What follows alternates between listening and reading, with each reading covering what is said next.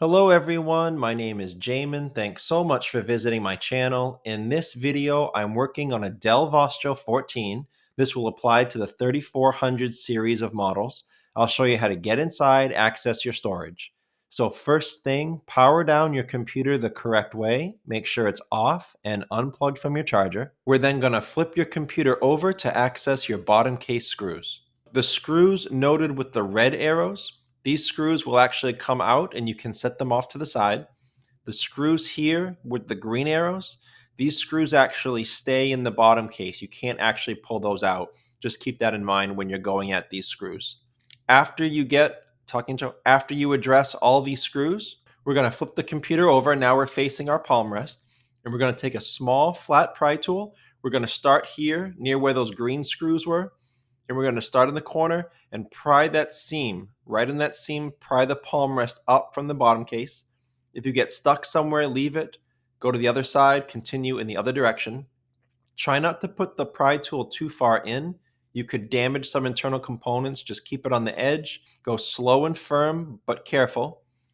And once you pry all that up, we're going to flip the computer back over, and we're going to grab it from this side. Again, these green screws where the screws are still in, that's where we're going to go at it. So we're going to grab it from there, gently try to pry this bottom case off, go up here, all along the left side of my screen, and be very careful to take this side up and not the right side yet. If you do, you're going to break something. So take the left side up, and then when you get this side up, just grab the whole bottom case and slide it to the right a little bit. Your VGA port here, your USB port, this bottom case goes around it, as you can see in your computer. So if you just rip this thing off, you may damage these ports, or at the very least, you'll break that little skinny part of the bottom case.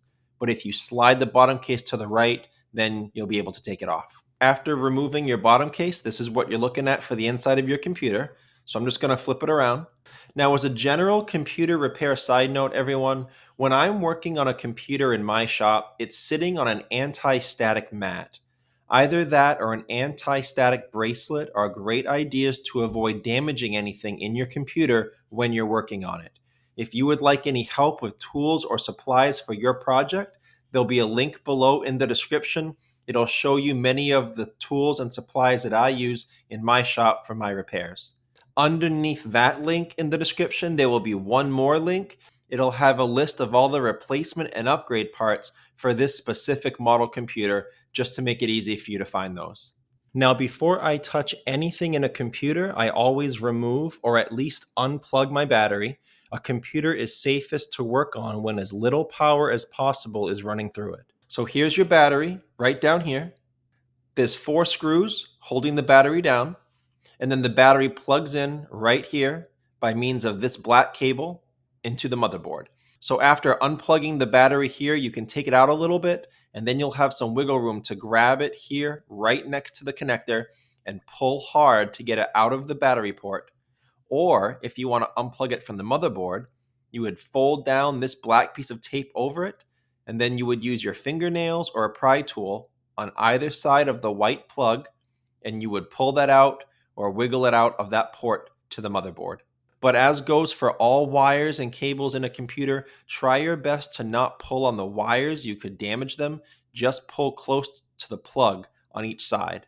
Okay, so now that our battery has been at least unplugged, it's safe to proceed deeper into the computer. As far as storage, you have a single SATA 2.5-inch drive slot here, and you have an M.2 NVMe solid-state drive port right here. So 2 different places to add some storage. Many of you will have nothing in the solid state drive port. That'll be empty, and you'll have around a 500 gigabyte hard drive here. So below in the description, I will have a replacement 500 gigabyte hard drive. If you're looking to just replace your storage, it's bad, you're looking for the cheapest option.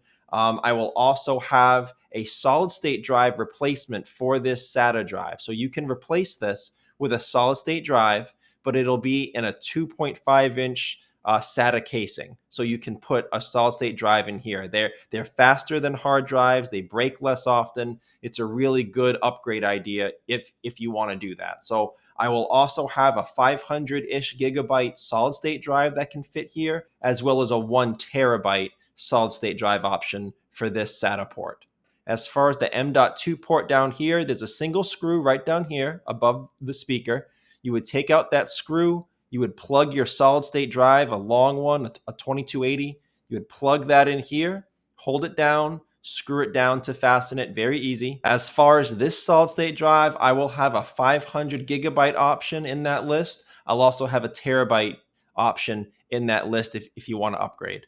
As far as the 2.5 SATA drive, it's a little harder to get it out. You have these 4 screws here near the red arrows, and then it plugs into this SATA connection here. So after you unscrew those 4 screws, get the hard drive in its caddy out of this casing, you can grab this port, unplug it.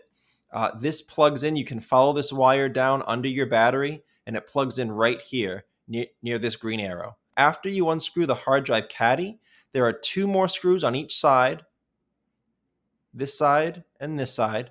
You would undo those 4 screws and the hard drive will come out of this metal caddy. The caddy is just designed to keep it in place. So that's how you would upgrade and replace these. That's how you would access both of them. A couple things to shout out about this type of operation. First thing is, if you are replacing a bad hard drive or a bad solid state drive, and there's data on it that you want to recover, there'll be a link below in the description. It'll help you with some data recovery. That can get really expensive at companies, $500 to $1,500 to recover data on a hard drive or solid state drive.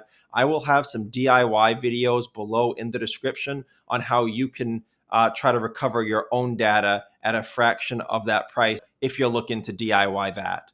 And the last thing I can shout out, if you are replacing or installing a new drive in your computer, you probably need to install an operating system to it when you're done.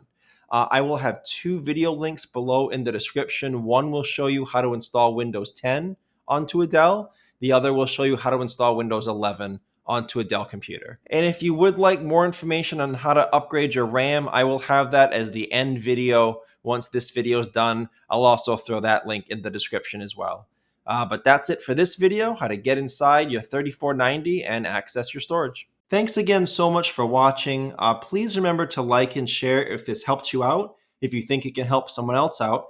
And feel free to subscribe if you enjoy DIY computer content like this, or if you just want to keep me on hand to answer any of your future computer questions. I do try to answer all questions throughout my channel at least a couple times a day.